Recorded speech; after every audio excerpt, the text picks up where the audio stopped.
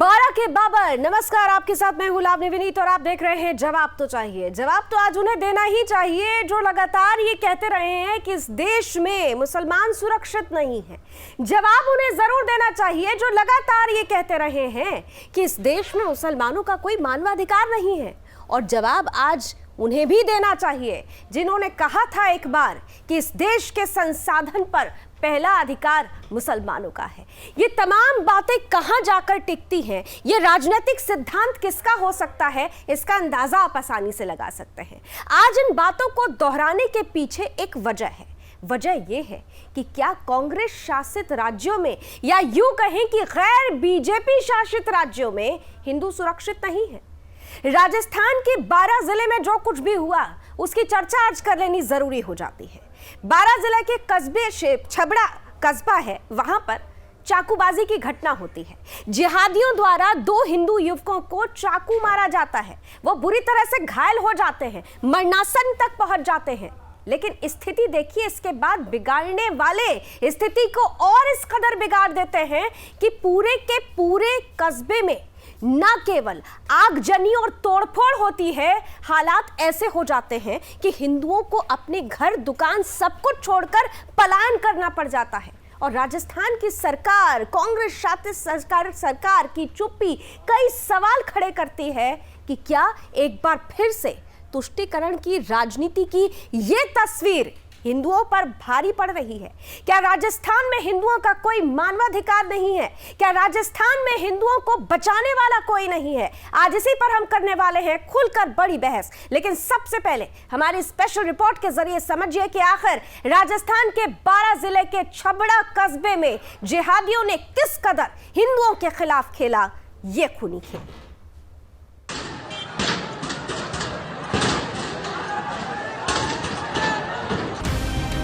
राजस्थान के 12 जिले में छोटी सी घटना ने बढ़ते बढ़ते हिंसा का रूप ले लिया।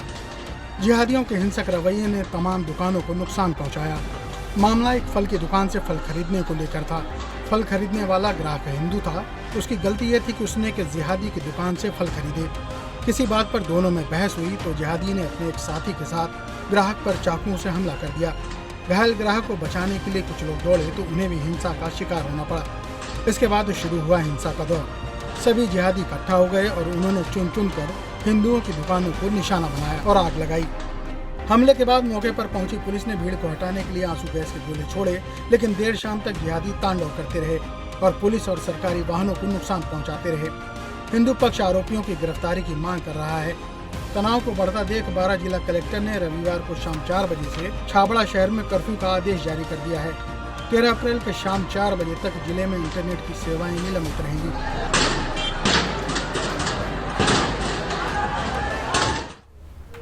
तो इन तस्वीरों ने एक बात तो तय कर दी है कि कांग्रेस के राज में जिहादियों को इतनी छूट है कि वो खुलकर चाकूबाजी भी कर सकते हैं, वो दुकानों को लूट भी सकते हैं, वो घरों में घुस भी सकते हैं और हिंदुओं के मानवाधिकार पर सीधे सीधे कुठाराघात कर सकते हैं। चंद तस्वीरें आपके सामने पहले रखते हैं और फिर आज मेहमानों के पास जाएंगे। जरा इन तस्वीरों को, इन वीडियो को अगर पैनल दिखा सके तो देखिए कि किस कदर जिहादियों के आतंक के आगे प्रशासन के हाथ पैर भी फूलते हुए नजर आते हैं। ये प्रशासन किस तरह घुटने टेक देता है जिहादियों के आतंक के आगे।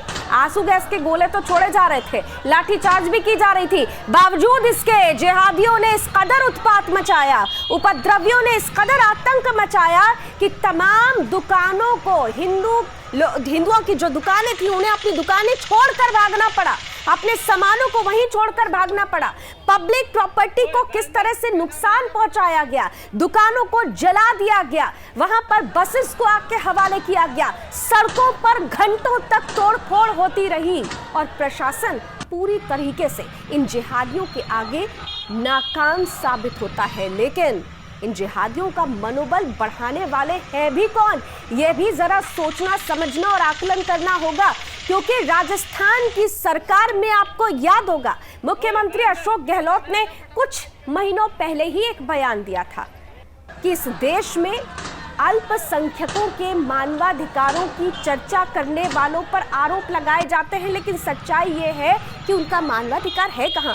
देख तो रहे हैं साहब, ऐसा मानवाधिकार कि पहले 2 हिंदू युवकों को चाकू मारा, फिर उससे भी मन नहीं भरा तो हिंदुओं की दुकानों और घरों को जलाकर राख कर दिया।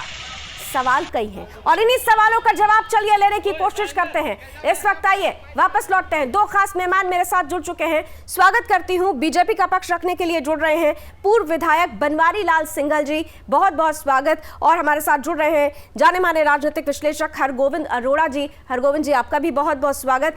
कुछ ही पलों में हमारे साथ कांग्रेस से भी खास मेहमान जुड़ेंगे, लेकिन शुरुआत में बनवारी लाल जी आपके साथ करती हूँ। राजस्थान की सरकार को आप लोग पहले ही कई सवाल पूछ चुके हैं कि आखिर किन परिस्थितियों में, किन स्थितियों में हम ये कह सकते हैं कि राजस्थान में हिंदू सुरक्षित है। जवाब उनकी तरफ से आया था, उन्होंने कहा था जरा आप भी टटोल कर देख लीजिए, आप लोग तो अपनी पार्टी में मुसलमानों को टिकट तक नहीं देते, ये जवाब दिया गया था। लेकिन आज जो तस्वीर हम 12 में देख रहे हैं, क्या कांग्रेस शासन में जिहादियों का मनोबल इतना ऊंचा होगा कि हिंदू पर इस कदर हावी हो जाएंगे, पहले चाकूबाजी करेंगे, फिर घर जलाएंगे, दुकानें जलाएंगे, फिर एक दिन शहर से ही भगा देंगे? बनवारी लाल जी, ये घटना केवल छबड़ा 12 में हुई हो इतना पर्याप्त नहीं है। अगर आप पिछले दिनों जयपुर के रामगंज की घटनाओं को देखेंगे, कोरोना के समय देखें या उससे पहले के समय को देखें, वहां लोगों ने पुलिस के लोगों के साथ जिस तरह का व्यवहार किया, पुलिस के लोगों को घेर घेर कर मारने का काम किया।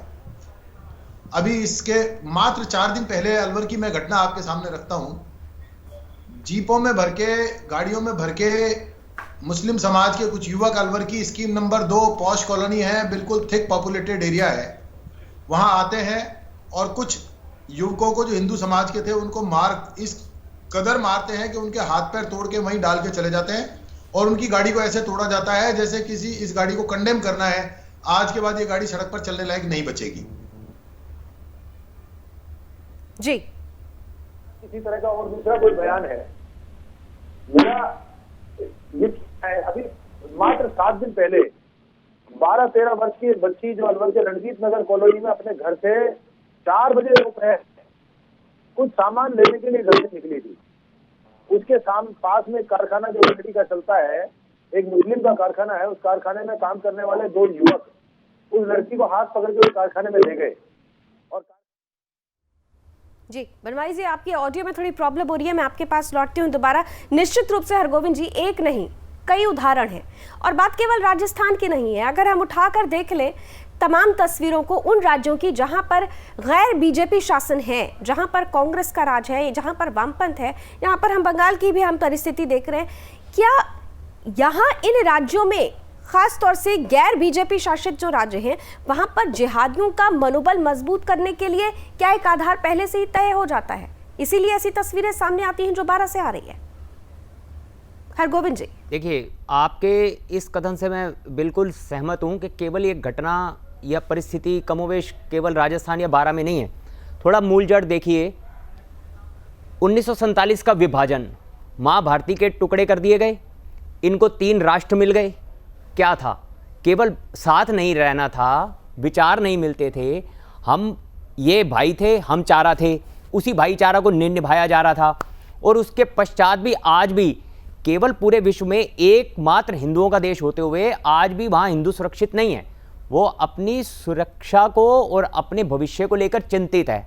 ऐसा क्यों? कि जब हम भाईचारे के साथ रह रहे हैं, आज वो सेकुलर लोग जो उन्हें विक्टिम मानते थे, उनके मानव अधिकारों की बात करते थे, अफजल गुरु जैसों के, ऐसे आतंकवादियों के मानव अधिकार, आज वो सारे सेकुलर लोग खामोश क्यों हैं? मेरा व्यक्तिगत तौर पे मानना ऐसा है कि सेकुलरिज्म जो है वो नपुंसकता का दूसरा नाम है। तो जब तक गुट्टी में हमें सेकुलरिज्म पिलाया जाता रहेगा तो हिंदू तो इसी परिस्थिति में आता रहेगा।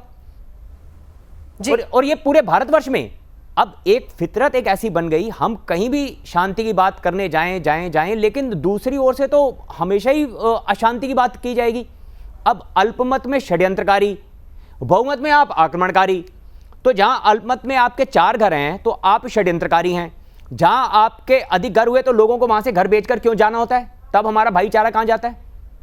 नहीं, तब तो क्योंकि स्यूडो सेक्युलरिज्म की, आप सेक्युलरिज्म कहते हैं, मैं उसे स्यूडो सेक्युलरिज्म कहती हूँ, उसकी झंडा बरदारी करने वाले आगे आ जाते हैं ना। आज तो एक नहीं, ह्यूमन राइट्स की बात करने लगते हैं, वो देश के टुकड़ों की बात करने लगते हैं, वो ये सीधे सीधे कहने लगते हैं कि यहाँ पर मानवाधिकार नहीं है। यहाँ पर ये नहीं देखा जाता कि 8 राज्यों में हिंदू अल्पसंख्यक होता जा रहा है, जो 2 करोड़ थे वो 20 करोड़ से ज्यादा होते जा रहे हैं, और जो हमारी आबादी थी धीरे धीरे घटती जा रही है, इस पर बात नहीं होती। आज अगर पॉलिटिक्स है सर, आज अगर परिस्थिति बिल्कुल मान लीजिए इसके विपरीत होती, दूसरे पक्ष की ओर से अगर उनकी हानि हुई होती, तो आज हर चैनल पर गले में ढोल डाल के नहीं केवल आप राहुल जी और प्रियंका जी की चर्चा मत कीजिए, वो इतने होते कि आपको गिनना मुश्किल हो जाता। गले में ढोल डाल के अब तक तो नगाड़े बजना शुरू हो गए होते, लेकिन आज ना तो कोई चैनल इसको दिखाने का कष्ट कर रहा है। और मैं आपका साधुवाद कि कम से कम आप इस विषय को उठा रहे हैं, ताकि जो लोग कोमा में गए हुए हैं या जो नींद में हैं वो कम से कम इसको देखकर जाग तो जाएं। निश्चित रूप से। और हम क्योंकि हमेशा से कहते हैं कि जब जब हिंदू घटा है तब तब देश बटा है। बिल्कुल, राजस्थान की परिस्थिति कहती है। यहाँ पर हम आगे बढ़े तो इससे आगे हम आपको बताते चलते हैं कि साल 2011 की जनगणना के हिसाब से अकेले राजस्थान की अगर बात करें तो 65 लाख से ज्यादा आबादी मुसलमानों की थी। अब देख लीजिए 2021 होने को आया, आबादी कितनी ज्यादा हो गई होगी इसका अंदाजा आसानी से लगाया जा सकता है। लेकिन हरगोविंद जी, यहाँ पर 12 जिले में जो कुछ भी हुआ और जो परिस्थितियां उसके बाद बनी, राजस्थान सरकार का ये कहना है कि हम कोशिशें कर रहे हैं, छोटी सी बात को बड़ा तूल दिया जा रहा है। ये छोटी सी बात थी कि चाकूबाजी हो जाती है, हिंदू युवकों को मार दिया जाता है, वो मरणासन पर पहुंच जाते हैं। ये छोटी सी बात है कि हिंदू जो दुकानदार है उनकी दुकानें जला दी जाती हैं, वो अपनी दुकानें छोड़कर भाग रहे हैं। यहाँ तक कि जो रिहायशी इलाके हैं वहां पर रहने वाले हिंदू डर रहे हैं, वो पलायन करने को अब मजबूर होंगे। भारत का संविधान क्या कहता है जी? यदि आज हम यहाँ किसी भी धर्म विशेष की बात ना भी करें तो भारत का संविधान, प्रशासन का दायित्व क्या है? प्रत्येक नागरिक के जान माल की सुरक्षा करना। कहां सुरक्षा हो रही है? क्या सुरक्षा केवल एक ही पक्ष के नागरिकों की जाएगी? आज अपने ही देश में अगर अपने ही देश के लोग इतना कुछ करने के पश्चात, इतने त्याग के पश्चात अपनी सुरक्षा को लेकर चिंतित हैं, तो फिर इस देश के भविष्य को क्या हम विश्व गुरु बनने की कल्पना कर सकते हैं? अब हम ऐसी परिस्थितियों में जी। योगेश मिश्रा जी हमारे साथ जुड़ चुके हैं, कांग्रेस का पक्ष रखेंगे। योगेश जी, आपका भी बहुत बहुत स्वागत है। क्या हो रहा है आपके शासनकाल में, क्या हो रहा है आपके राजस्थान में? ये राजस्थान में शासन बहुत बढ़िया चल रहा है, देख रहे हैं सर, हिंदू बहुत सुरक्षित है। आप मेरी बात सुनिए। इस देश में हिंदू, मुस्लिम, सिख, ईसाई सब मिलकर रहते हैं। इस देश को आप हिंदू मुसलमान में मत बांटो। कहाँ ले जाना चाहते हो आप इस देश को? सर, राजस्थान की 12 की तस्वीरें, इस पर कुछ टिप्पणी कर दीजिए, उसके बाद ये पूरा भाषण दीजिएगा। ये जो हिंदू, मुस्लिम, सिख, ईसाई जो आप कहते हैं ना, ये जो मजहबी नारा आप लगाने लगते हैं, आपके मुख से अच्छी नहीं लगती, क्योंकि आपके बड़े नेताओं ने तो कह रखा है ना कि इस देश के संसाधनों पर पहला अधिकार मुसलमानों का है, तो बेचारा हिंदू जाए तो जाए कहाँ? आपके खुद के मुखिया ये कहते हैं ना कि मुसलमानों का मानवाधिकार पे थोड़ी चर्चा होनी चाहिए। आज देखिए ना, आपके शासनकाल में हिंदुओं का मानवाधिकार है या नहीं है? वो कमल सिंह, वो राजेंद्र नागर जिसको चाकू से मारा गया, उनका कुछ मानवाधिकार है या नहीं है? आप इस मामले को, इस देश को तोड़ने का काम मत करिए। हिंदू मुसलमान सब भाई है देश, और हमारी सरकार बहुत मुस्तैदी से बहुत अच्छे काम कर रही है। सबको भाईचारा कायम रख रखा है हमने। योगेश जी, ये कैसा भाईचारा है? में क्या हुआ है पहले आप ये बताइए। 12 में जो कुछ हुआ है, कुछ असामाजिक तस्वीरें देखिए नहीं देखिए, जो कुछ असामाजिक तत्वों ने कोई घटना की है, इसको आप हिंदू मुसलमान का कुल वो सामाजिक तत्व थे कौन? जो लोग इस तरीके की बात नहीं, वो लोग सामाजिक तत्व थे कौन? खुलकर बोलिए। अगर ये जिन असामाजिक तत्वों की बात कर रहे हैं ना, आप उनके बारे में जरा खुलकर बोलिए ना। देखिए, एक तो आपकी पार्टी, मैं बड़े विनम्रता से आपसे ये कहना चाहूंगा, एक तो आपकी पार्टी लगभग 72 वर्ष तक एक धर्म के, एक प्रकार के लोगों की तुष्टीकरण की राजनीति करती रही। आज फिर आप उन पे पर्दा डालने का प्रयास कर रहे हैं, तो कृपया ऐसा ना करें।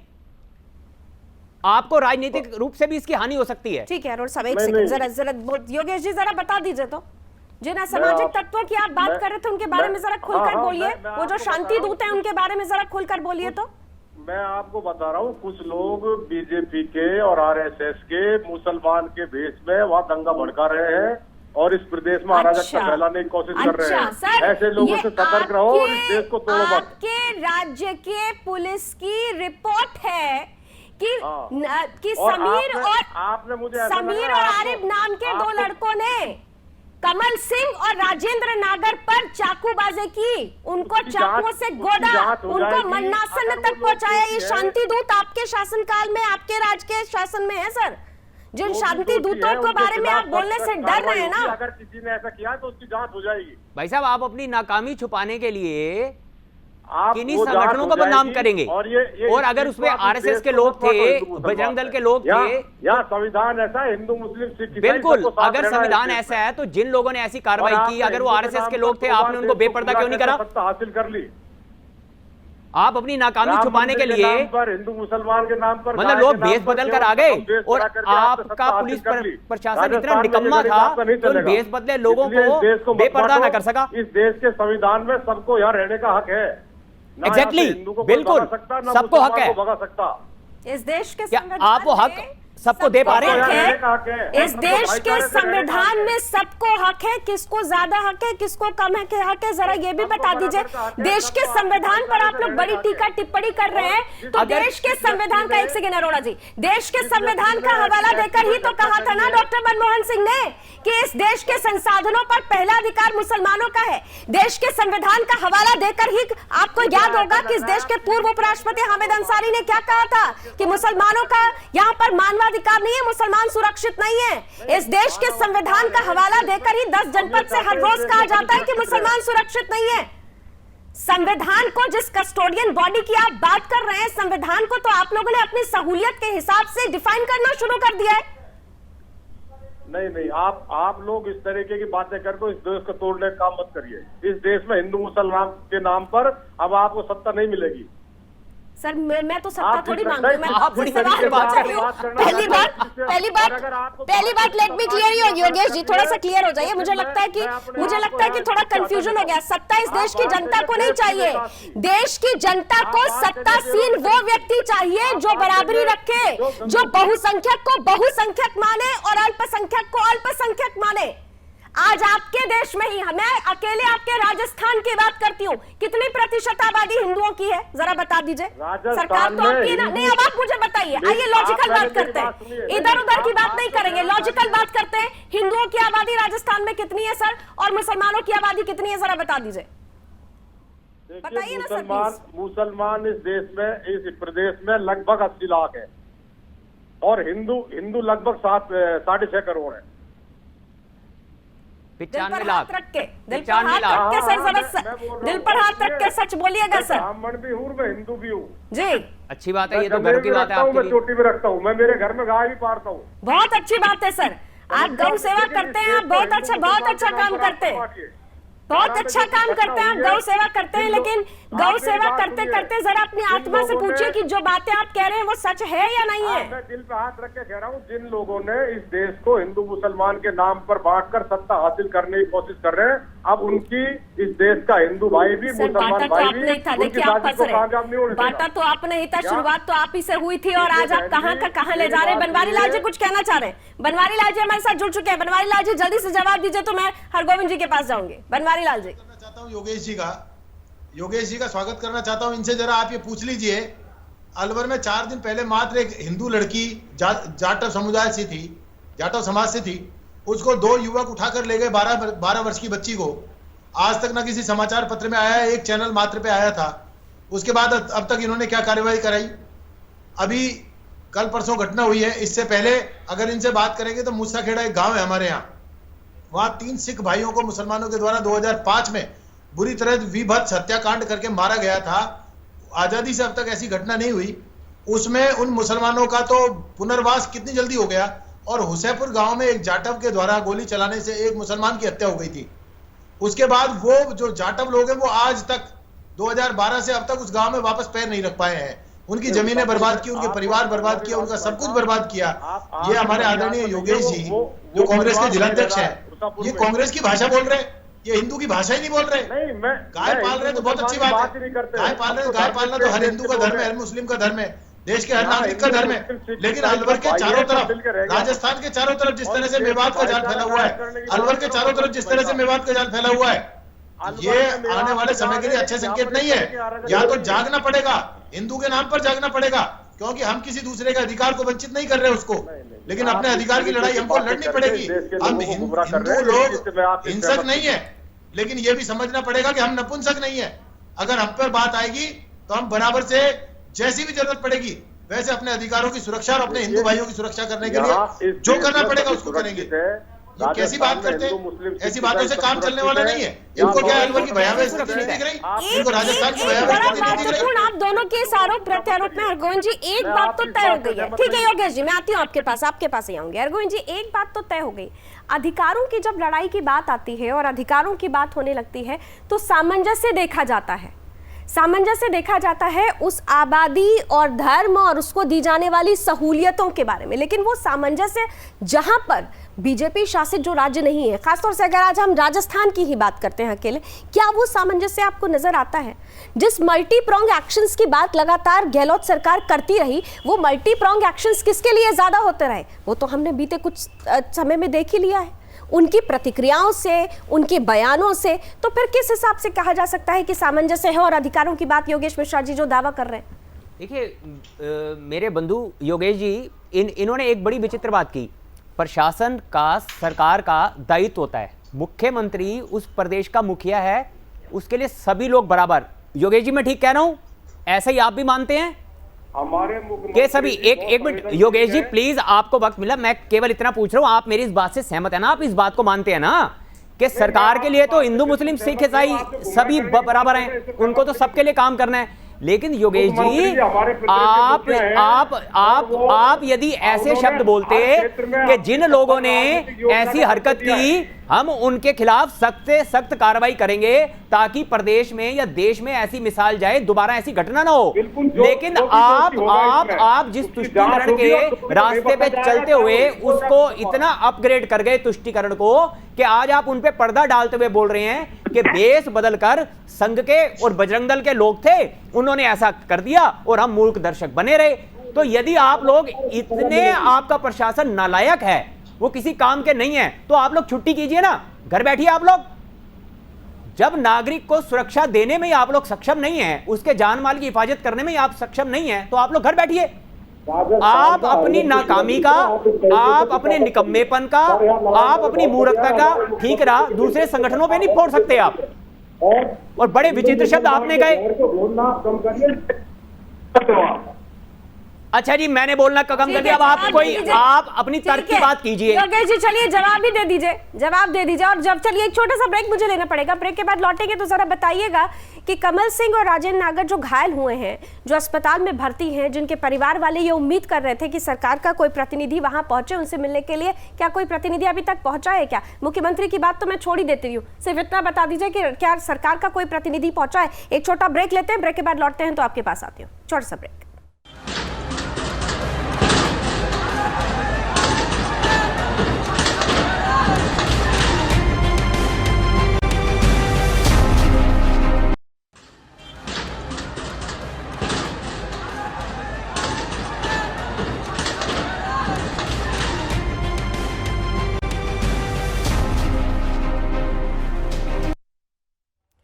तो आज हम बात कर रहे हैं 12 के उन बाबरों की जिन्होंने खुलेआम हिंदुओं के साथ पहले तो कत्लेआम करने की बड़ी कोशिश की, उन्हें मरणासन तक पहुंचाया। इससे भी मन नहीं भरा तो उनकी दुकानों को, उनके घरों को खूब जलाया, मन माफिक काम किया, जी तोड़कर लोगों के दुकानों को जलाकर तोड़ फोड़ करके अपनी उन्माद को प्रस्तुत किया। और ये सब कुछ होता है कांग्रेस के शासनकाल में।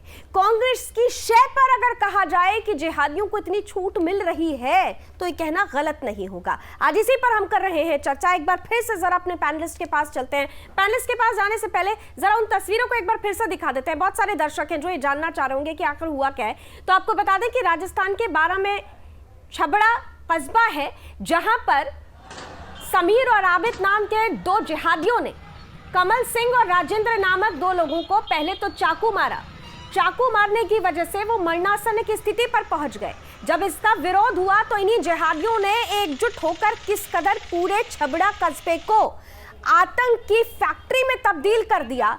उन्माद और उत्पात का ऐसा नंगा नाच खेला कि यहाँ पर प्रशासन ने भी उनके आगे घुटने टेक दिया। आखिरकार यहाँ पर कर्फ्यू तो लगा हुआ है, धारा 144 लागू है, ये कहा जा रहा है कि स्थिति कंट्रोल में है, लेकिन ये अनकंट्रोल्ड स्थिति बनी क्यों? जिहादियों का मनोबल इतना बढ़ा क्यों? आखिर किसके शय पर ये मनोबल बढ़ रहा है? आज का यही सवाल है। इन्हीं तस्वीरों के साथ योगेश जी आपके पास सबसे पहले आते हुए, क्योंकि ब्रेक से पहले मेरा ये सवाल था आपसे मैं जानना चाहती हूँ कि सरकार का कौन सा प्रतिनिधि पहुंचा हुआ है राजेंद्र नागर और कमल सिंह से मिलने के लिए, उनका हालचाल जानने के लिए, या किसी की तरफ से कोई फोन गया अभी तक?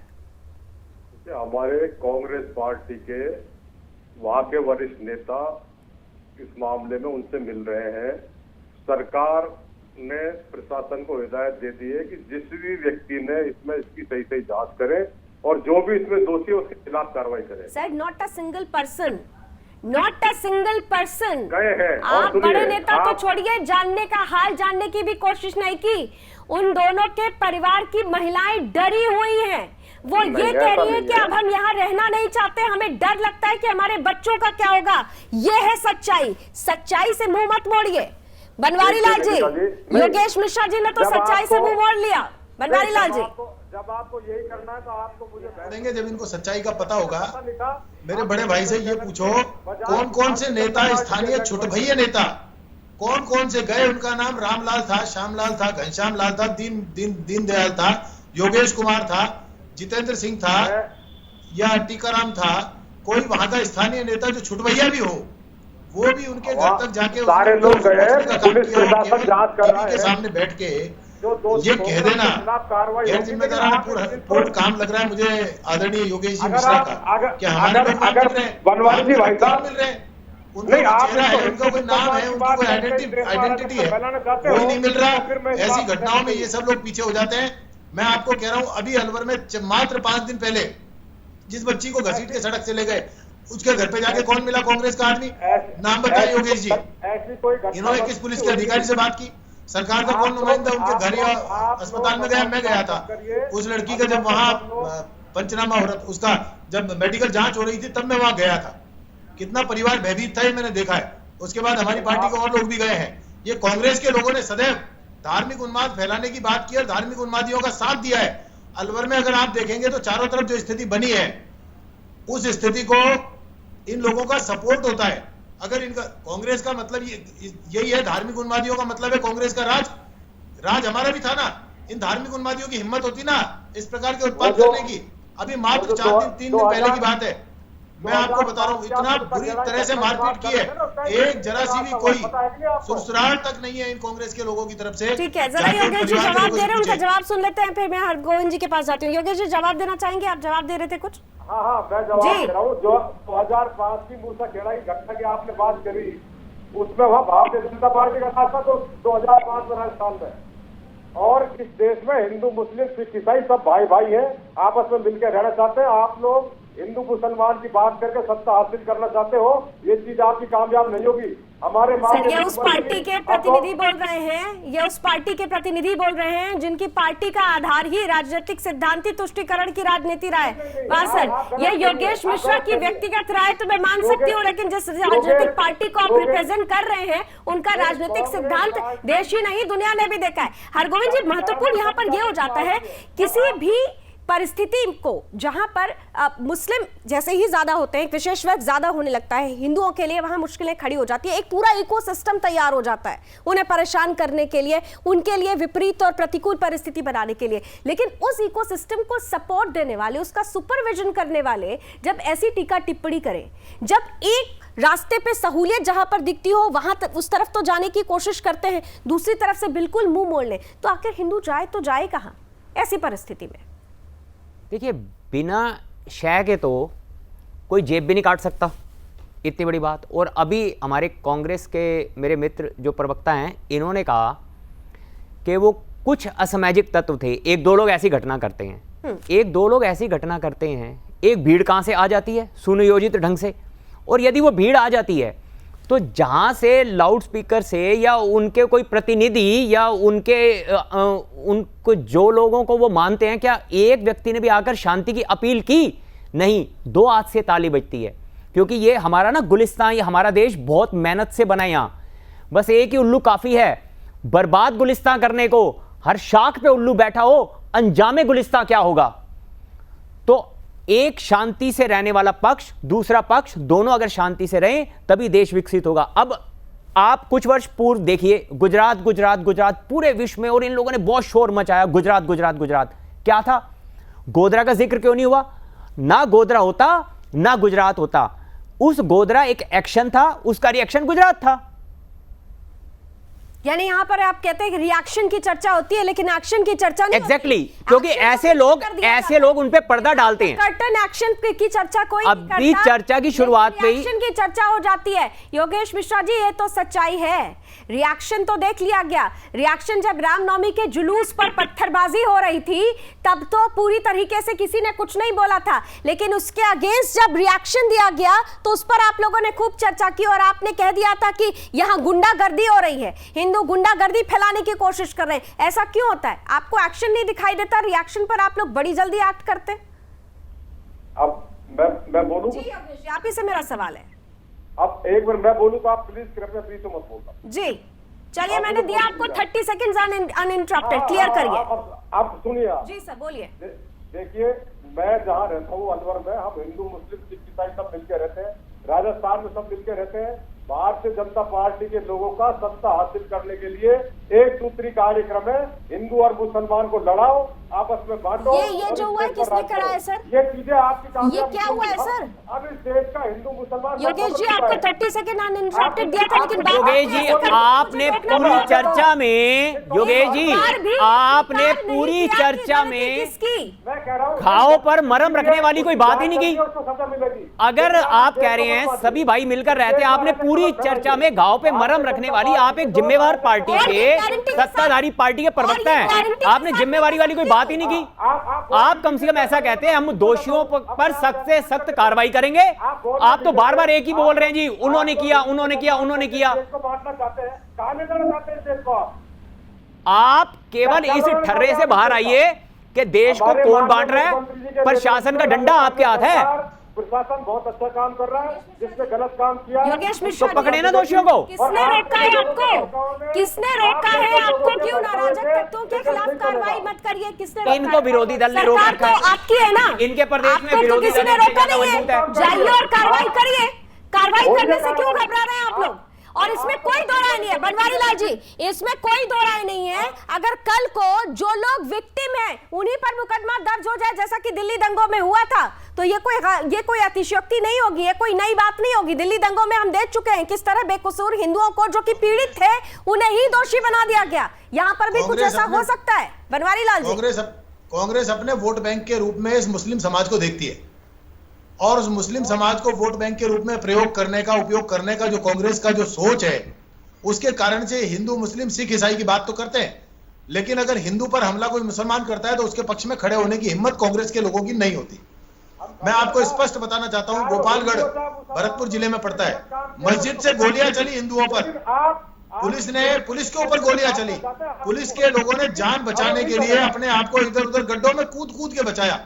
दिल्ली के मंगोलपुरी की घटना आप देखिए, अगर मैं गलत किस तरह से पेट्रोल बम छतों पे से बांध के चलाने की जो घटना हुई, उसके बाद किस तरह की अराजकता दिल्ली में हुई। मैं ये कह रहा हूं, पूरे देश में आज जो अराजकता का वातावरण बनाया गया है, इस वातावरण को अगर कंट्रोल नहीं किया गया, अभी डासना की अगर हम बात करें, गाजियाबाद के डासना में एक हिंदू मंदिर पर यति नरसिम्हानंद सरस्वती जी महाराज जो हमारे संत हैं, उनके मंदिर पर हमला करने का एक विधायक वहां खुलेआम धमकी देता है और वो कहता है मैं इनका मर्डर करूंगा। ये हिंदू समाज मरा नहीं है। अगर हमारे संतों की तरफ उंगली उठा के देखने की हिम्मत करेंगे और उनका मर्डर करने की कोशिश करेंगे तो हिंदू समाज इनको छोड़ेगा नहीं।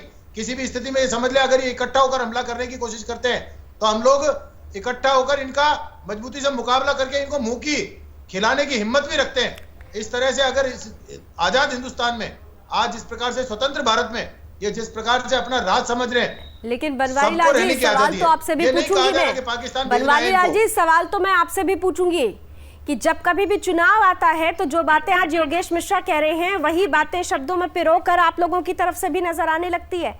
ऐसा क्या हो गया? हिंदुओं के लिए भी तो एक सुरक्षा कवच होना चाहिए। मेरे बारे में बात हिंदू करते हैं जाए तो तो कहां जाए? बदनाम किया गया। मैंने तो मुसलमान का वोट नहीं मांगा। यहाँ आज ओलेक्स पे ठगी करने का काम, ऑनलाइन ठगी करने का काम 100% मुसलमान करता है। और अगर हम उसका वोट मांगते हैं तो कल वो हमसे आकर बचाने की बात करता है। उन लोगों को गलत कामों में संरक्षण नहीं देना पड़े। बनवारी लाल जी, मैंने एक तो इस प्रश्न बात के लिए मैं तो आपसे पूछ सकता बदनाम हूं? रहा हूं। मैंने तो मुसलमान के घर पर जाके अलवर विधानसभा क्षेत्र में वोट ही नहीं मांगा कभी। 2 बार चुनाव लड़ा हूं और अप्रत्याशित बहुमत से मैंने विजय, राजस्थान की ऐतिहासिक विजय मैंने प्राप्त की इस अलवर शहर विधानसभा क्षेत्र में। एकमात्र 200 में से विधानसभा सीट रही जिसमें सबकी जमानत जब्त कराने का अवसर मुझे मिला। बनवारी लाल जी, एक प्रश्न बनवारी लाल जी, बड़ी विनम्रता से मैं आपसे पूछता हूं बंधु, आप लोग अपराधों में शामिल हैं, उसके बाद अपराध करेंगे, आप मेरे पास आएंगे। अच्छा है, आप अपने घर रहिए, मैं आपके घर हूं, मैं अपने घर हूं, मेरे पास आइए मत, मुझको वोट दीजिए मत। मैं आपका वोट मांग भी नहीं रहा हूं और आपके वोट को मान भी नहीं रहा हूं। ठीक है, गोविंद जी कुछ पूछना चाह रहे हैं। बनवारी लाल जी, यदि रोज ऐसी आए दिन घटनाएं आपके राज्य में होंगी और लोगों को उचित न्याय नहीं मिलेगा तो क्या आप केंद्र से हस्तक्षेप की मांग करेंगे? आप तो भारी अंतर से जीतकर आए हुए विधायक रहे हैं ना जी। जी, क्या आप उन लोगों को न्याय दिलवाने के लिए केंद्र से हस्तक्षेप की मांग करेंगे? निश्चित तौर पर करेंगे, निश्चित तौर पर करेंगे। हम लोग इसमें हस्तक्षेप के लिए अपने नेताओं को लगातार संपर्क कर रहे हैं, उनको फीडबैक भी दे रहे हैं। अब चूंकि वर्तमान में जो स्थितियां हैं, चारों तरफ चुनाव है, उसमें जितनी तेजी से हमारे नेताओं का यहाँ आके, और अभी हमारी 4 सदस्यीय टीम गई है, योगेश जी मुस्कुरा रहे हैं। योगेश जी मन में क्या चल रहा है? योगेश जी मुस्कुरा रहे हैं। 4 सदस्यों की टीम हमारी गई है, जिसमें सुखबीर सिंह जोनापुरिया के नेतृत्व में संदीप शर्मा, चंद्रकांत तंबेकर दोनों विधायक हैं। इनको और एक हमारे वहां के एक सेकंड जी, योगेश जी जरा दोबारा बोलिए, आप क्या कह रहे हैं? मैं ये कह रहा हूँ, हमारे जो बनवारी भाई हैं, ये चुपचाप मुसलमान भाइयों से फोन पे बात करके वोट मांगते हैं, सार्वजनिक रूप से टीवी पे भाषण देते हैं कि मुझे आपका वोट नहीं चाहिए। इस 2 तरह की बातें क्यों करते हो आप? नहीं, आप वोट मांगने की कोई बात नहीं हो रही ना जी। ये विषय वोट मांगने तो है ही नहीं। एक सेकंड, ये काम तो वैसे आप भी कर रहे हैं। ये तो आपने इतनी देर से बीते 40 मिनट के प्रोग्राम में सिर्फ और सिर्फ जो कल्प्रिट हैं उनको डिफेंड करने की कोशिश की। एक बार भी जो पीड़ित हैं उनको आपने मरहम लगाने की कोशिश नहीं की, सांत्वना के 2 शब्द नहीं निकले हैं सर। इतनी देर से आप सिर्फ हिंदू, मुस्लिम, सिख, ईसाई का राग अलाप रहे थे, लेकिन एक बार भी आपने एक्सेप्ट किया कि जिन लोगों ने चाकूबाजी की वो एक विशेष वर्ग से थे, और अगर विशेष वर्ग ऐसा करता है तो उनके खिलाफ आपकी सरकार कार्रवाई करेगी? मैं बोला जब आपने सुना नहीं, आप अपने कान खोल के सुनिए बहन जी। योगेश जी, मैंने ये कहा था कि जो भी कल्प्रिट है, जांच हो रही है, दोषी हुआ चाहे हिंदू हो चाहे मुसलमान हो, जो भी क्या, यहाँ तो सब कुछ सामने है सर। यहाँ तो सब कुछ सामने होते हुए भी गिरफ्तारी नहीं हो रही है। यहाँ पर इफेन बट का कोई क्वेश्चन ही नहीं है सर, सब कुछ सामने है। इंतजार किस बात का है? लेकिन आप हिंदू मुसलमान के नाम पर इस देश को बांटने का काम बंद करिए। योगेश जी, यहाँ कोई बांट नहीं रहा, आपके वहां से घटना हुई है तो ही उस पर चर्चा हो रही है। की जरूरत नहीं होती है। ये बातें वही लोग करते हैं जिनको सिर्फ और सिर्फ अपनी राजनीतिक रोटियां, और खासतौर से तुष्टीकरण की राजनीतिक रोटियां सीखनी हो। योगेश जी, आपकी सीमाएं मैं समझ सकती हूँ, आपकी सीमाएं मैं समझ सकती हूँ। आपका वोट बैंक है, वो खिसक जाएगा, इसलिए आप खुलकर नहीं बोल पाएंगे। लेकिन सच्चाई क्या है हरगोविंद जी? सच्चाई यही है, सच्चाई ये है कि इस देश में हिंदू आज अपने हक की लड़ाई लड़ रहा है। हम बार बार कहते हैं कि जहां जहां हिंदू बटा है, वहां जहां जहां हिंदू घटा वहां देश बटा। जब हिंदू घटा तब देश बटा। और इसीलिए जनसंख्या नियंत्रण कानून की जब कभी भी बात आई है, उसका विरोध करने वालों में योगेश मिश्रा जैसे लोग हैं, क्योंकि वो नहीं चाहते उनका वोट बैंक पॉलिटिक्स कहीं से खिसक जाए। कुछ तो मजबूरियां इनकी भी होंगी, यूं ही कोई बेवफा नहीं होता। तो मैं जानता नहीं, लेकिन जिसने गलत किया उसको सजा मिलेगी। जिसके साथ गलत हुआ है उसके प्रति हमारी सिंपैथी है। लेकिन आप जिस तरीके से एक सूत्री कार्यक्रम करके और इस तरीके की बातें करते हैं, इनको बंद करिए। सर, हम सच सामने ला रहे हैं, भाईचारा कायम। सर, हम सच सामने ला रहे हैं, जिस सच से आप कड़वा होता है ना योगेश जी, कोशिश कर रहे हैं, जिसे आप स्वीकार नहीं कर पा रहे हैं, सच कड़वा होता है ना, हम सामने ला रहे हैं, है ना योगेश जी? ये दवाई आपको कड़वी लगेगी, ये दवाई आपको कड़वी लगेगी, लेकिन आपने अगर कड़ाई की होती उन जिहादियों के खिलाफ तो आज ये परिस्थिति नहीं पैदा होती। चलिए, समय सीमा खत्म हो रही है। हम उम्मीद करते हैं कि अब इतने लंबे डिबेट के बाद कम से कम आपकी सरकार जागे और अपने ही राज्य के हिंदुओं की सुरक्षा के लिए एक सुरक्षा कवच तैयार कर सके, ताकि 12 जैसी परिस्थिति दोबारा न पैदा हो। बहुत बहुत धन्यवाद, आप सभी ने आज हमें समय दिया और इस चर्चा का हिस्सा बने। इतना तो तय हो चुका है कि इस देश में हिंदुओं को अपने हक की लड़ाई लड़ने के लिए आवाज बुलंद करनी होगी। जिस तरीके की परिस्थितियां बन रही हैं, जो परिस्थितियां बनाई जा रही हैं, उन परिस्थितियों से पार पाने के लिए बहुत हद तक एकजुट होकर लड़ने की जरूरत है, क्योंकि जब तक हम एकजुट नहीं होंगे, यूनानिमस वॉइस नहीं निकलेगी, तब तक 12 के बाबर ऐसे ही हिंदुओं के हक पर अतिक्रमण करते रहेंगे, ऐसी ही परिस्थितियां पैदा होती रहेंगी। आज समय निकालकर इसका आकलन करिएगा जरूर। अभी बस इतना ही। देश और दुनिया की तमाम खबरों के लिए आप जुड़े रहिए सुदर्शन न्यूज के साथ। जय हिंद।